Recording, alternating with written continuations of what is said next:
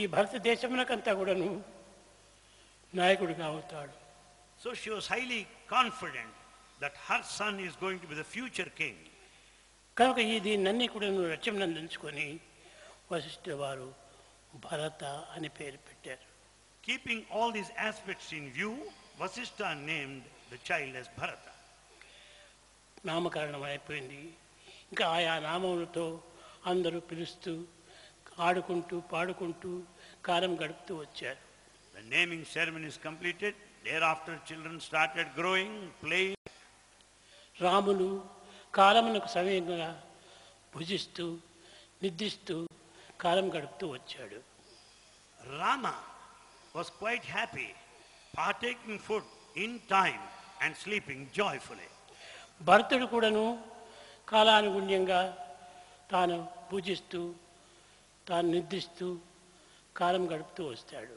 So also Bharata always had his meal in time, sleeping, playing well. కానీ సుమిత్రకు నిద్ర రావటం లేదు. But Sumitra could not sleep. ఈ ఇరువురు పిల్లలు ఎప్పుడు చూసినా కూడా ఏడుస్తూ ఉండేటువంటి వాడు. She noticed her twins crying all the time, sleeplessly.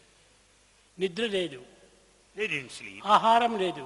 They didn't have any food. ఈ విధంగా ఆ ఇరువురి బిడ్డలు కూడాను హింసపడుతుంటే చూసి భరించుకోలేకపోయింది. She could not bear the suffering of her twins who never had any food or sleep. కడపటికి ఈ వార్తను దశరథునికి చెప్పింది. This message was conveyed to Dasharatha. దశరథుడు కూడాను ఏం చెప్పగలడు? ఏదో భగవంతుని యొక్క సంకల్పంగా ఉంటుండాలని భగవత్ ప్రార్థన చేసుకో అని మాత్రం బోధించాడు. What is it that is expected from Dasharatha? He only replied, nothing can be done. You pray God. That's కానీ 3 దినములు అయిపోయినది. 3 days passed. ఈ బిడ్డలకు పాలు కానీ నిద్ర కానీ ఏది చేరక చాలా బాధపడుతూ వస్తున్నారు. The twins, the two, are crying. They didn't have any food, no sleep. They were feeling highly painful. ఇది చూచి సుమిత్ర కూడాను భరించలేకపోయింది. Sumitra also could not bear the sight. వశిష్ఠుడు వారి దగ్గరికి వెళ్ళి, She approached Vasishtha. స్వామి, ఎందుకు నా బిడ్డలు ఇద్దరు కూడాను నిరంతరం కూడా ఇంత బాధపడుతున్నారే, దీనికి కారణం ఏమిటి అని ప్రశ్నించింది. She prayed to Vasishtha, why is it that my children are not sleeping, are not taking food? Why are they feeling the pain? కట్టగడపడకు ఆమె రహస్యాన్ని అంతా మెత్తగా లాగాడు. And then what all had happened could be understood by Vasishtha. ఇదంతా లాగేటప్పటికి కౌసల్య ఇచ్చినటువంటి ఒక భాగము, కైక ఇచ్చినటువంటి రెండవ భాగము, ఈ రెండవ భాగముల యొక్క అంశములే ఈ ఇరువురు కూడాను అని తలంచి, The whole thing could be understood because the twins represent half of the share of Kausalya on one hand and half of the share of Kaika the other.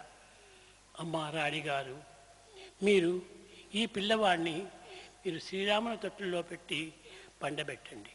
Then he said, the sage Vasishtha said, let Lakshmana the baby be kept by the side of Rama.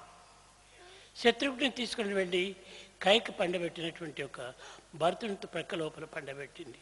Similarly, better you keep the Shatrughna by the side of Bharata in the cradle. అప్పటి నుంచి ఈ శత్రుఘ్నుడు ఏమి ఆ విధంగా ఆవేదన పట్టం లేదు, బాధన పట్టం లేదు, చాలా ఆనందంగా నిద్రిస్తూ వచ్చాడు. And since then, the children were extremely happy, no pain, no suffering, and they were sleeping perfectly well. లక్ష్మణుడు కూడాను తన యొక్క ప్రధానమైనటువంటి అంశము రామునే కనుక రాముని ప్రక్కలో పోయి పండుకోవటం చేత అతను కూడాను చల్లగా నిద్రించాడు. As Lakshmana was by side of Rama, could sleep happily because he was just the spark of Ramachandra. ఈ ఇరువురు కూడాను ఆకలి దప్పులు లేకుండా ఏ విధమైన నిద్రాహారం లేకుండా మైమర్చి కాలాన్ని గడుపుతూ వస్తున్నారు.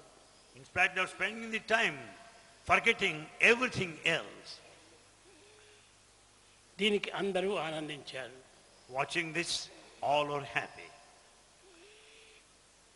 కడబడికి పెరుగుతూ పెరుగుతూ రాముని యొక్క అంశము లక్ష్మణుడని, భరతుని యొక్క అంశము శత్రుఘ్నుడని అర్థం చేసుకుంది. Finally, it was understood clearly that Lakshmana is the spark of Rama. So also the Shatrughna being the spark of Bharata. చిత్రంబులు, Peculiar. Trailokya పవిత్రంబులు, Sacred to all the three worlds. వనజరాల విత్తంబులు, And they're so endearing to say, సన్మిత్రంబులు, and so intimate. ముని జన వన పౌత్రంబులు, And they are to be endeared, they are to be adored by everyone. Ramadeva చారిత్రంబులు. And that is the greatness, uniqueness of the story of the divine. రామదేవుని యొక్క చరిత్ర చాలా చిత్ర విచిత్రంతో కూడినటువంటిది. The Rama's history is full of inexplicable divine aspects. స్త్రీలో మించిన మిక్కుటాలు, వింతల బంగాళాలు, ముత్యపు తోరణాలు, మూలల కిటికీలు, వజ్రాల అరుగురు.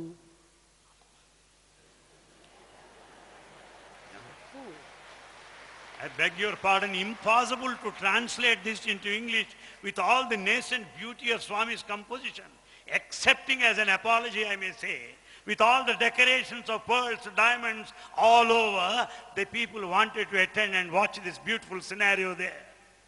మనకు మొట్టమొదటి అస్త్రము ఒక భరతుడి లక్ష్మణుడే. And in fact, the first weapon in hand of Rama is Lakshmana. అన్నిటికీ himself. లక్ష్మణుడే. Lakshmana supported, stood by him. ఈ విధంగా ఒక సోదరుల యొక్క ఏకత్వంతో ఎంతనో గొప్ప విజయాన్ని సాధించాడు రాముడు. Rama could win the battle because of the brotherhood, ideal brotherhood. సోదరత్వం అనేటువంటిది చాలా గొప్పది. Brotherhood, fraternity is noblest. కానీ ఈనాడు సోదరత్వం అనేటువంటిది ఎవరు అంగీకరించరు.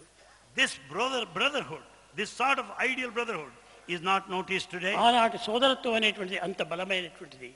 And the brothers were so strong, they stood unitedly. దీనిని మెచ్చుకొని This was no praise. రాముడు నా సోదరులు నాకంటే చాలా గొప్పవారు, That made Rama declare that his brothers are very great, greater నా than me. బ్రదర్స్ యొక్క ఐకమత్యం చేతనే నేను ఈ విజయాన్ని సాధించాను. Rama openly declared that he could win because of unity among the brothers. ఈ విధంగా రాముని యొక్క జీవితం అంతా కూడాను ఈ సోదరుల యొక్క ఆనందం చేతనే విజయాన్ని సాధిస్తూ వచ్చారు. Throughout the history, we will notice they were successful and triumphant because of unity. కనుక రామనవమి అంటే ఏదో రాముని పుట్టినదినం మాత్రమే కాదు. Ramanavami is not merely birthday of Rama. రాముడు ఎట్ట పుట్టాడు, ఏ విధమైనటువంటి అనుగ్రహంతో పుట్టాడు, దేవతలంతా ఏ విధంగా ఆశీర్వాదాలు చేశారు అని అన్ని కూడా అందరూ చేరి వస్తుంటాయి.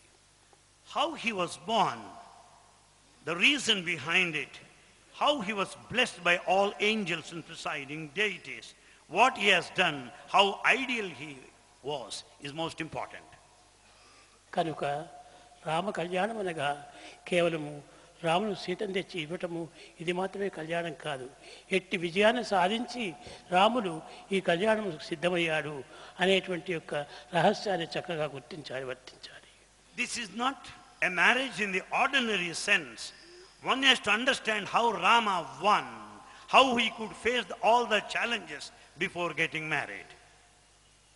కనుక రామ కళ్యాణం అనగా జీవితం యొక్క ఆత్మ కళ్యాణమే. Rama Kalyana meant to each one of us identification with the self. ఆత్మను పరమాత్మతో చేర్చడమే కళ్యాణం. Unifying the individual soul